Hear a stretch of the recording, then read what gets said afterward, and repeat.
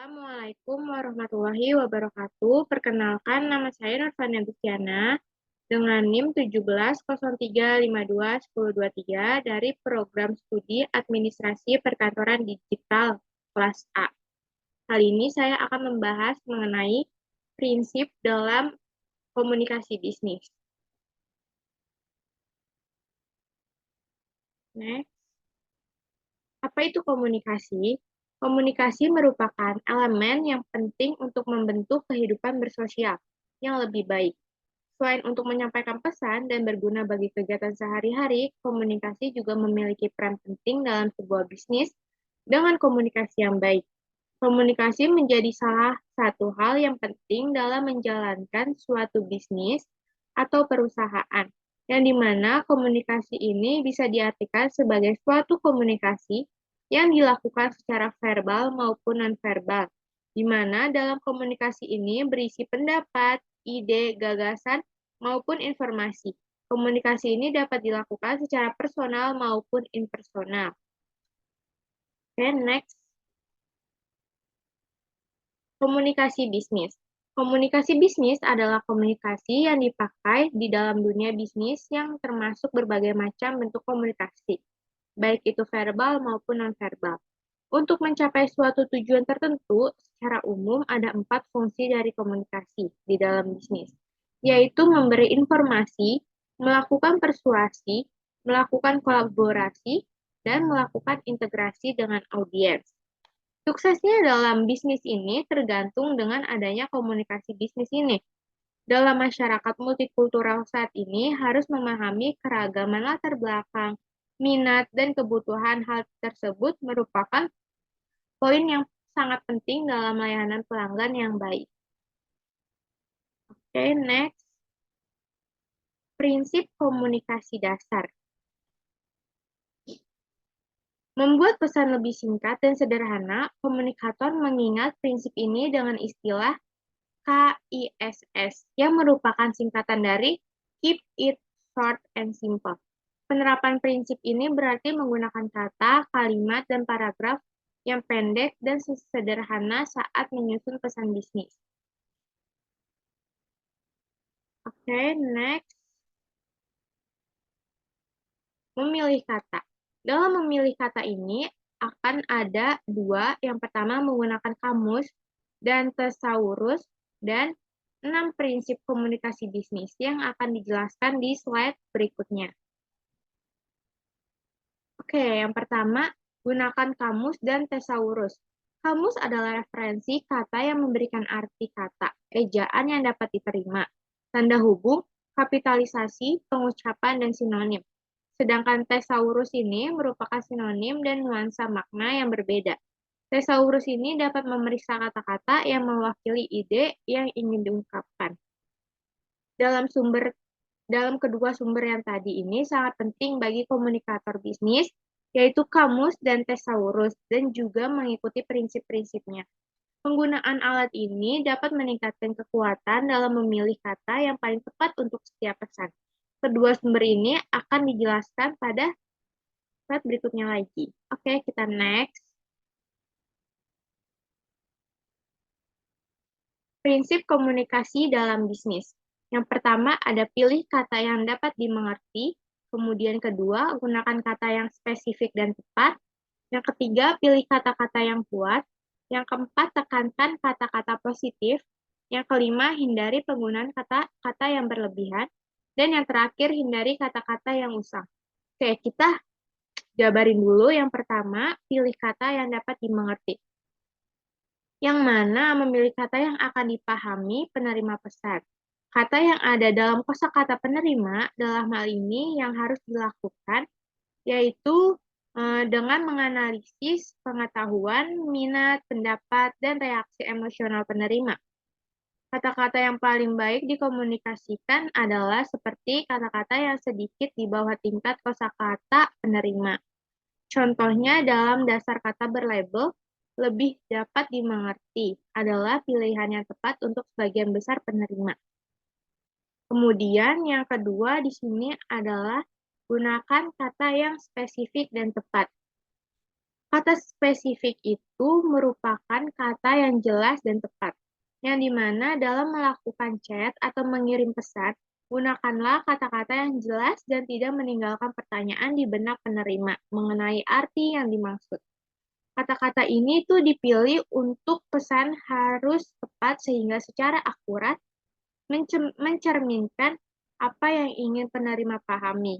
Nah, dihindari menggunakan kata-kata abstrak seperti pemikiran, kecantikan, dan keajaiban. Karena kata abstrak tersebut memiliki arti yang berbeda-beda untuk orang yang berbeda juga. Lalu yang ketiga, pilih kata-kata kuat. Maksud di sini yaitu pilih kata-kata kuat, yaitu kata yang kuat ini dimaksud adalah kata yang dapat menciptakan gambaran yang ada di benak penerima. Dalam hal ini, kata kerja adalah kata terkuat dan kemudian dilanjutkan dengan kata benda dan yang paling terkuat yang memiliki arti yang berbeda dan menciptakan citra visual di benak penerima.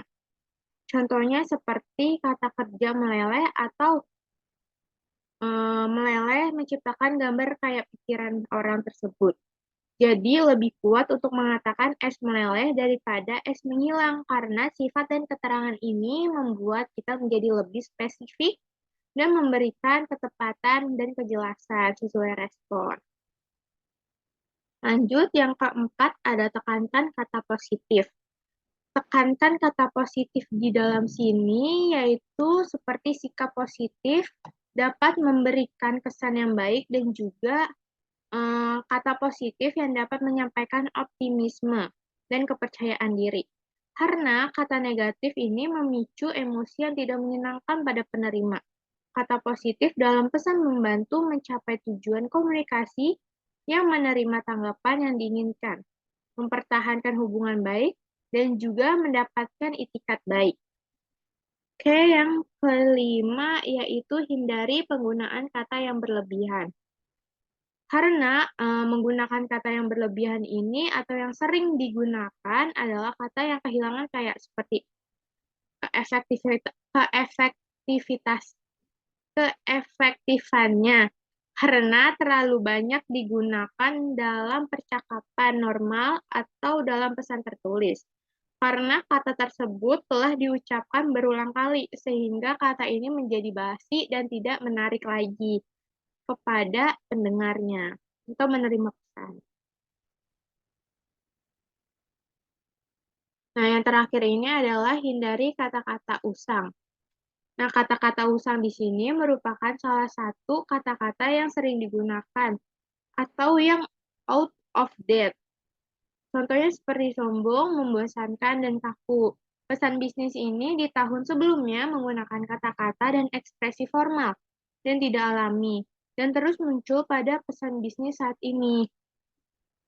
Oke, kita next ke slide selanjutnya, yaitu mengembangkan kalimat. Di dalam mengembangkan kalimat ini dibagi menjadi 4 prinsip. Yang pertama ada prinsip buat kalimat yang jelas, kemudian gunakan kalimat pendek. Yang ketiga, pilih suara aktif dalam kalimat. Dan yang terakhir, berikan penekanan pada kalimat yang tepat. Kita mulai yang prinsip pertama, yaitu buat kalimat yang jelas. Dalam hal ini, pilihan kata berdasarkan prinsip yang dibahas di bagian sebelumnya akan membantu dalam menyusun kalimat yang jelas. Kalimat yang jelas ini menggunakan kata-kata yang mudah dipahami, tepat, kuat, dan positif. Selain itu, kalimat yang jelas ini memiliki kesatuan, yaitu mereka mengandung satu gagasan utama dan memiliki kata-kata yang terkait, yang ditempatkan berdekatan satu sama lain. Akhirnya, kalimat tersebut menjadi jelas dan tata bahasanya menjadi benar. Yang kedua, gunakan kalimat pendek. Kalimat pendek ini digunakan karena kalimat pendek lebih efektif daripada kalimat panjang.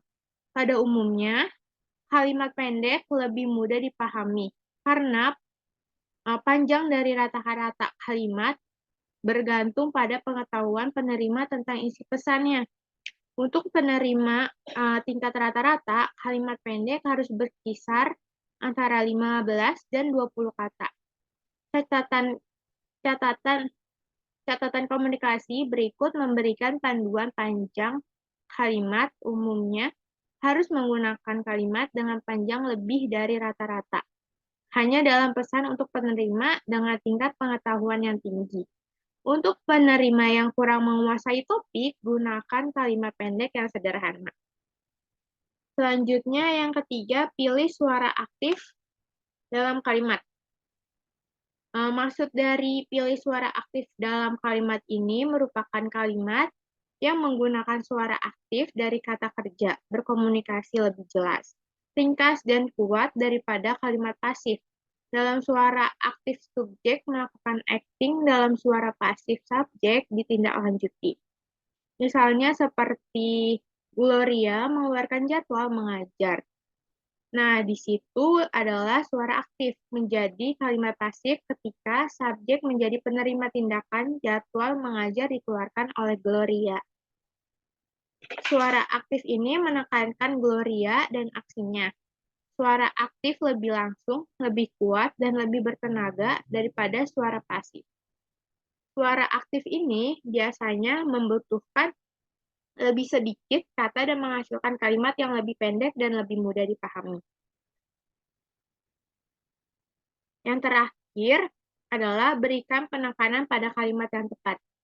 Berikan penekanan di sini yaitu menekankan pada ide-ide penting dan tidak menekankan ide-ide yang tidak penting. Seperti pembicara atau penulis menginginkan pesan tertentu disampaikan kepada penerima. Atau dapat menekankan dan tidak menekankan suatu ide dengan beberapa cara. Seperti gunakan panjang kalimat, gunakan lokasi dalam kalimat, gunakan struktur kalimat, dan ulangi kata kunci.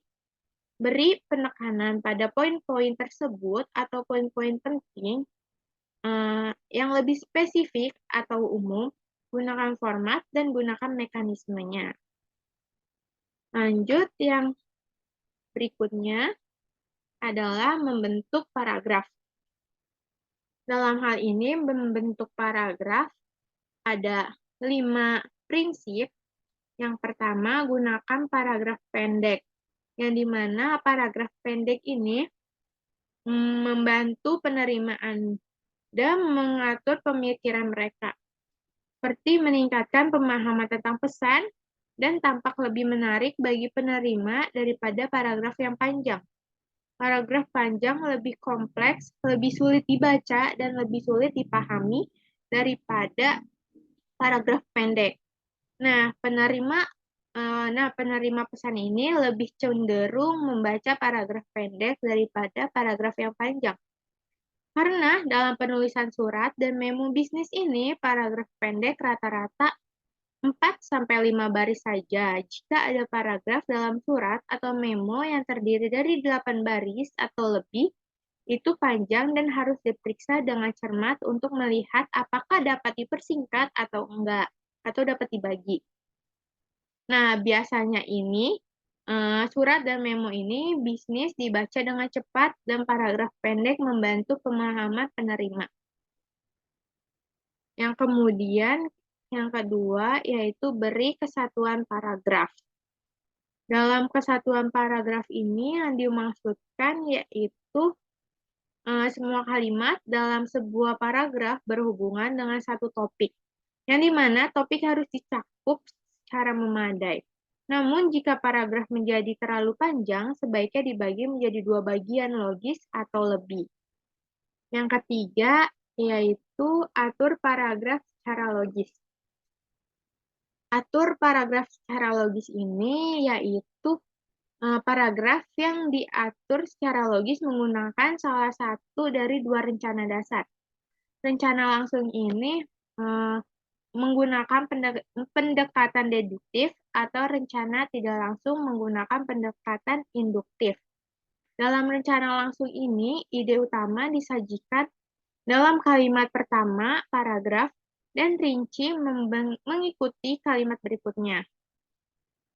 Nah, dalam rencana tidak langsung ini, detail disajikan terlebih dahulu dan gagasan utama muncul kemudian di paragraf. Lanjut yang keempat, yaitu berikan penekanan yang tepat pada paragraf. Berikan penekanan yang tepat berarti menekankan ide-ide penting dan tidak menekankan ide-ide yang tidak penting. Banyak cara yang sama dengan memberikan penekanan yang tepat pada kalimat berlaku untuk memberikan penekanan yang tepat pada konten paragraf. Catatan komunikasi di bagian bawah halaman ini merangkum cara yang dapat diterapkan untuk memberikan penekanan. Yang terakhir yaitu berikan koherensi paragraf, yang dimana memberikan koherensi ini antara dan di dalam paragraf ini memiliki alur pemikiran yang lancar dari satu kalimat atau paragraf ke paragraf berikutnya. Hal ini dapat mendorong pemikiran penerima pesan untuk bergerak dengan lancar dan logis melalui pesan tersebut. Cara utama untuk memastikan koherensi ini yaitu dengan mengatur paragraf secara logis, menggunakan rencana langsung atau tidak langsung. Oke, lanjut ke next. Oke, kesimpulan artikel komunikasi bisnis yang saya dapat yaitu komunikasi menjadi salah satu faktor penting dalam keberhasilan pencapaian usaha. Dengan komunikasi yang baik, pebisnis bisa menjual produk yang dimiliki dengan lebih baik dan juga bisa menghindari terjadinya kesalahpahaman antar kedua belah pihak. Komunikasi bisnis merupakan pertukaran ide, gagasan, informasi, instruksi, opini, dan lain sebagainya, di mana penyampaiannya dapat secara personal maupun non-personal melalui simbol, lambang, ataupun sinyal agar target bisnis bisa tercapai. Di era globalisasi, tantangan bagi eksekutif masa depan relatif lebih berat karena dunia bisnis menghadapi lingkungan persaingan yang cenderung semakin ketat. Manajer harus membekali diri dengan keterampilan multikultural, yaitu kemampuan yang berkomunikasi dengan budaya yang berbeda, gaya manajemen atau bisnis negara lain, dan berkolaborasi baik secara internal maupun dalam aliansi strategis dengan mitra bisnis. Di era e-bisnis, komunikasi berkembang menjadi suatu bisnis tersendiri. Perkembangan sistem informasi dan teknologi ini mempercepat proses globalisasi dan memberikan peluang bagi dunia usaha di Indonesia untuk mengembangkan usahanya melalui berbagai kesempatan menjalin relasi bisnis, pemasaran produk, ataupun lainnya. And next. Sekian dari saya, mohon maaf bila ada kesalahan. Wassalamualaikum warahmatullahi wabarakatuh.